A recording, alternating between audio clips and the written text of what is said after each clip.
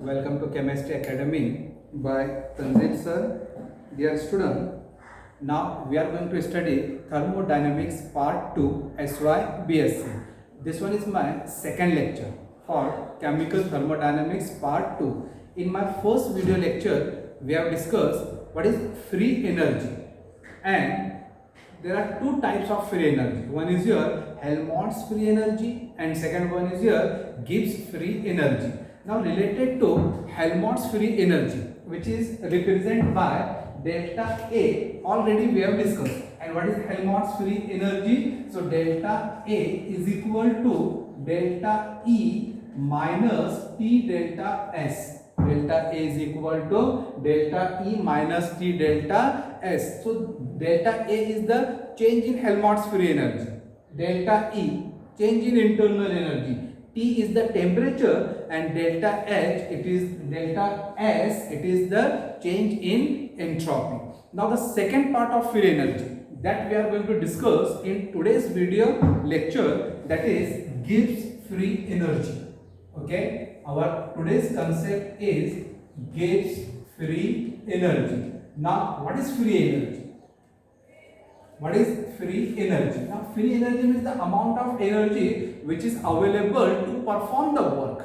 What is free energy? Amount of energy which is available to perform the work, that is called as the free energy. And there are two criteria: free energy at constant pressure and free energy at constant volume. So one part already we have discussed. Now J.W. Gibbs described the free energy. Okay, it is represented by the symbol G. It is a state function, and if I am saying it is a state function, it depends upon initial state and final state. Means we can find out the change in Gibbs free energy.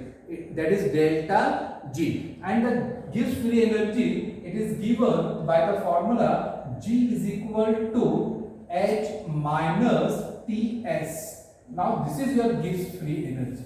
What is Gibbs free energy? G is equal to H minus Ts, where G is the Gibbs free energy, H is the enthalpy, T temperature, and S is your entropy. Suppose if H1 is the enthalpy in initial state, H2 is the enthalpy in final state, then S1 is the entropy in initial state, S2 is the entropy in final state, then we can write the Gibbs free energy in initial state and in final state. The Gibbs free energy in initial state, G1 is equal to H1 minus Ts1. This is my equation number 1, and this one is my equation number 2. Now this process takes place at constant temperature, isothermal process. Now Gibbs free energy of product, yeah, in final state, G2 is equal to H2 minus Ts2, and this one is my equation number 3. Now the substitute value of G1 and G2, since Gibbs free energy is the state function, we can find out the Gibbs free energy delta G is equal to G2 minus G1. Now delta G is the change in Gibbs free energy. G1 is the Gibbs free energy in initial state, G2 is the Gibbs free energy in final state. Now substitute these values here, so we can write delta G is equal to H2 minus Ts2. Now then this minus, okay, what is the value of G1? So this one is here H1 minus Ts1. Now suppose this one is my equation number 5. Now take common here, delta G is equal to H2 minus H1, H2 minus H1, okay, minus Ts2 minus Ts1. Okay, now what is delta H2? What is delta H2? What is delta H2 minus H1 is the delta H. T remains constant, S2 minus S1 is your delta S. So we can write here delta G is equal to delta H minus T delta S. Now this S2 minus S1 it is delta S. This H2 minus H1 it is delta H. Temperature remains constant and delta G it is the Gibbs free energy, and this one is my equation number 6. This one is my equation number 6. Okay, but the definition of Helmholtz free energy. What is Helmholtz free energy? So Helmholtz free energy delta A is equal to delta AP. Okay, so delta G is equal to delta H minus T delta S. Now this process takes place at constant pressure, and at constant pressure the change in enthalpy delta H is equal to delta E plus P delta V. Now in your first standard already you have discussed the relation between delta H and delta E, and what is the relation between delta H and delta E? Delta H is equal to delta E plus P delta V. Now substitute this value in equation number 6. Substitute value of delta H in equation number 6. Okay, so that's equation number 6 become this one. Is equation number 6 become delta G is equal to, what is the value of delta H? Delta H is your delta E plus P delta V, then minus T delta S.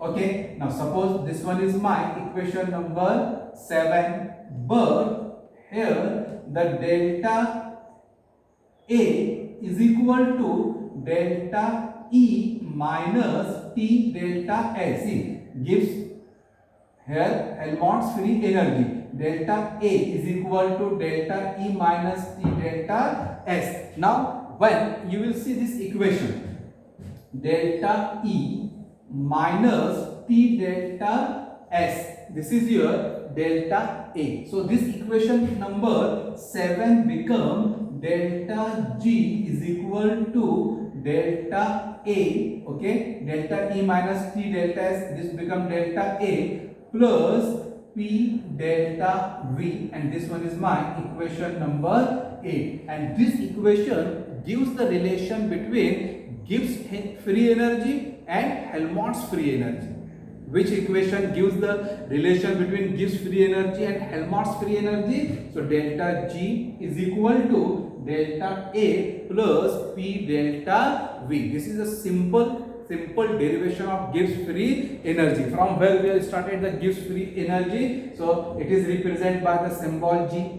It is a state function, means we can find out the change delta G is equal to G2 minus G1. Okay, but the formula for Gibbs free energy is G is equal to H minus Ts. Now then take Gibbs free energy in initial state and Gibbs free energy in final state. Substitute the value of G2 and G1 here. So delta G is equal to G2 minus G1. Okay, so delta G is equal to, substitute all values, take enthalpy one side H2 minus H1 minus TS2 minus TS1, temperature remains constant. This is your delta H, this is your delta S. So delta G is equal to delta H minus T delta S. But what is the formula for delta H? Change in enthalpy. So change in enthalpy is equal to change in internal energy plus pressure volume type of work. Okay, that is work of expansion.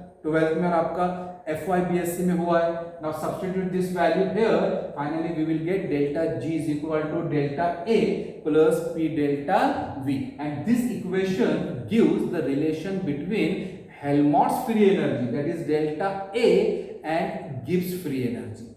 Helmholtz free energy and Gibbs free energy. But when you will see the Helmholtz free energy, when you will see the Helmholtz free energy. Now this one is my equation number 7. What is the Helmholtz free energy? We have discussed delta A is equal to W max.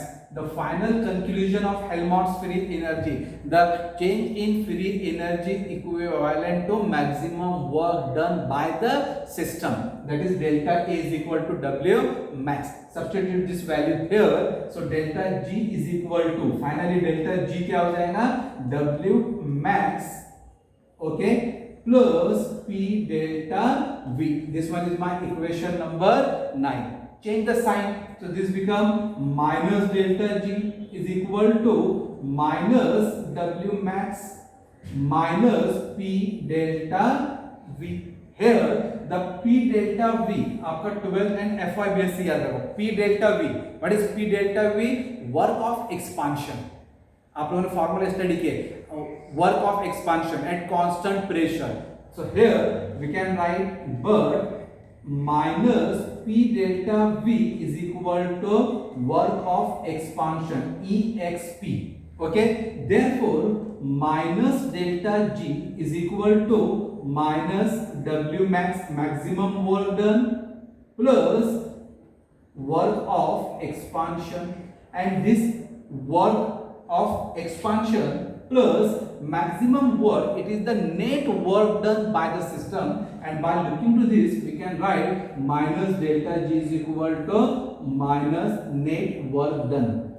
Maximum work done plus work of expansion equal to maximum work done plus work of expansion equal to work, net work done by the system, and this formula, this equation indicate the decrease in Gibbs free energy. The decrease in Gibbs free energy equal to net work done by the system during the process. What is the conclusion? The decrease in Gibbs free energy equal to net work done by the system during the process, and this is the derivation of Gibbs free energy, a simple derivation. What is your Helmholtz free energy? Delta A is equal to delta E minus T delta S. And what is change in Gibbs free energy? Delta G is equal to delta H minus T delta S. Now pause your video and note down all these points. This is your Gibbs free energy. Now in my first video lecture we have discussed Helmholtz free energy, and now in second video lecture we have discussed Gibbs free energy. Note down this point. Now, after the Gibbs free energy and Helmholtz free energy, we will see some sign convention. Actually, second law of thermodynamics shows the spontaneity of the reaction. अब spontaneity of the reaction means which process are spontaneous and which process are non-spontaneous. And actually to show the spontaneity, entropy is used and Gibbs free energy is used. By looking to the value of Gibbs free energy, one can easily find out the spontaneity of reaction. But what is the mean spontaneous reaction and non-spontaneous? Hope you have written this part. What is the mean spontaneous reaction and non-spontaneous reaction? First, that part we will try to discuss.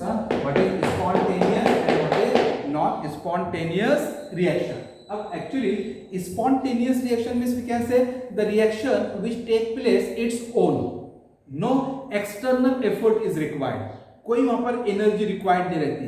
The reaction या the process which take place its own, no external force is applied, that is called as the spontaneous process. अब जैसे flow of water from high level to low level, for example rainfall, आप लोगों ने देखा होगा in rainy season, rainfall, the flow of water from high level to low level, it is a best example of spontaneous process.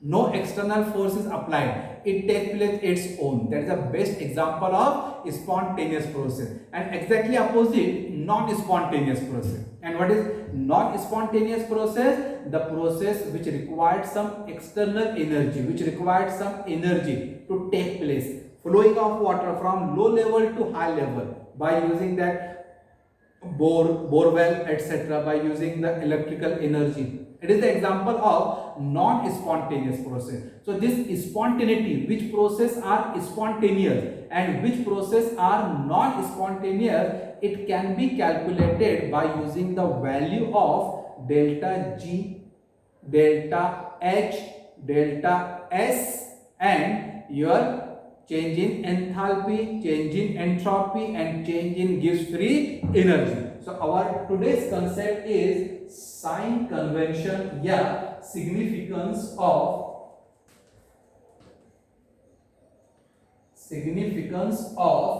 Gibbs free energy. Significance of Gibbs free energy, that part we are going to discuss. What are the significance of Gibbs free energy, that part we are going to discuss. Now first basic 3 points and then one table we will try to cover. When the process will be spontaneous and when process will be not spontaneous. If delta G is negative, see here, first point, if delta G is negative, then process will be spontaneous.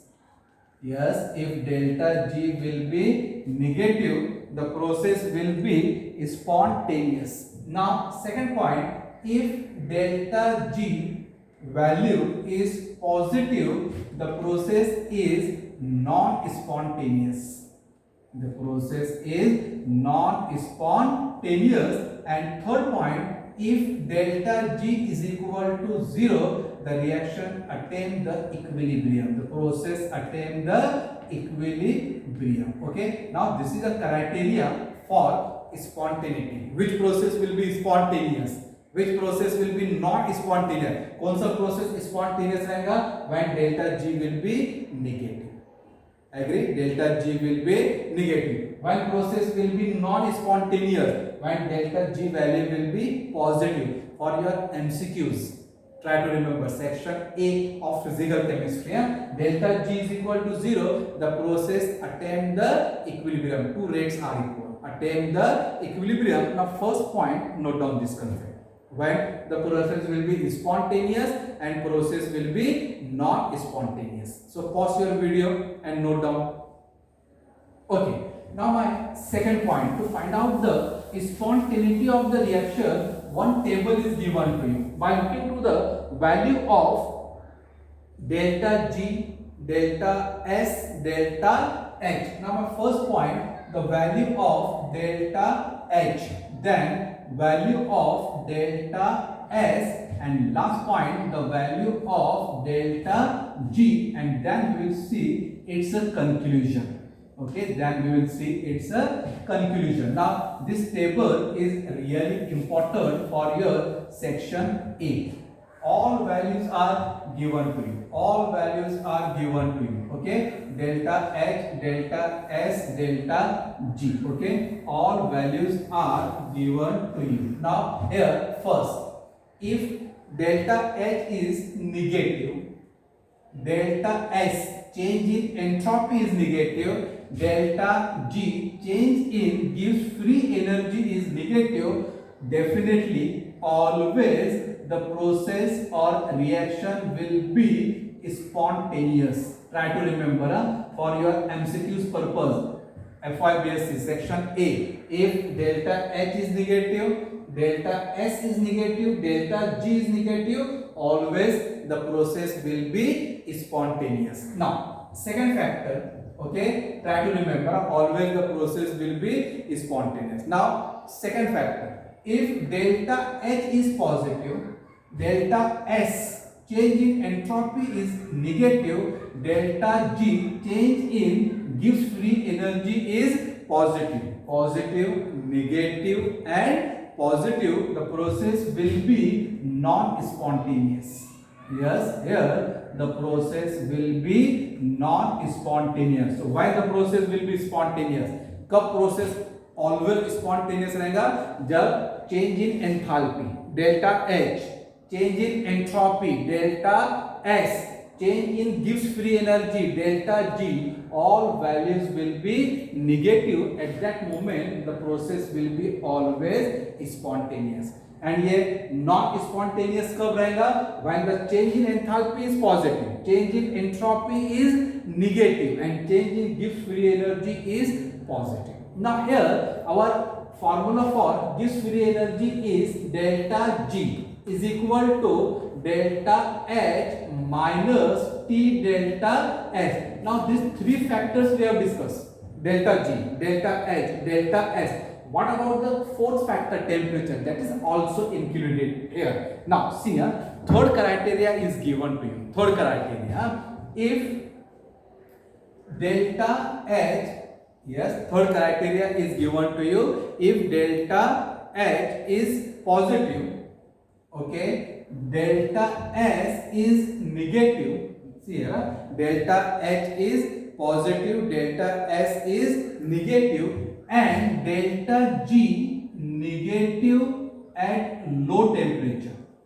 Delta G negative at low temperature, or delta G positive at high temperature. This factor is important. Delta G negative at low temperature and delta G positive at high temperature. This factor is important to find out the spontaneity of reaction. If the temperature is negative, delta G is negative, and temperature is low temperature, the process will be spontaneous. This process will be spontaneous. Okay. If the delta G is positive and temperature is high, then the process will be non-spontaneous. Yes, the process will be non-spontaneous. Try to remember these circumstances, these conditions. Okay. Now this is the condition for the value of low temperature and high temperature. Now last criteria to find out the spontaneity. अगर मुझे spontaneity find out करना है, if delta H is positive, change in enthalpy, delta S, change in entropy is positive, delta G negative at high temperature, okay, negative at high temperature and positive at low temperature, and positive at low temperature, negative at high temperature and positive at low temperature. Here up negative at high temperature and positive at low temperature, here the process will be spontaneous, and low temperature the process will be non-spontaneous. कैसा रहेगा process? The process will be non-spontaneous. So this is the criteria to find out the spontaneity of the reaction. Okay, negative at low temperature, process will be spontaneous. Delta G negative, delta G positive, but temperature is high, the process will be non-spontaneous. कैसा process होगा ये? Non-spontaneous. And here if delta H and delta S are positive but delta G negative at high temperature, spontaneous. Delta G positive at low temperature, the process will be non-spontaneous. So this is the criteria which is given to find out the spontaneity of the reaction. This criteria is given to find out the spontaneity of the reaction. So this is all about the Gibbs free energy, Helmholtz free energy, significance of Gibbs free energy, and criteria for spontaneity of the reaction. Now in next video lecture we will try to cover Gibbs-Helmholtz relation between Gibbs free energy and Helmholtz free energy. Okay, so note down all this point in your notebook. Thank you.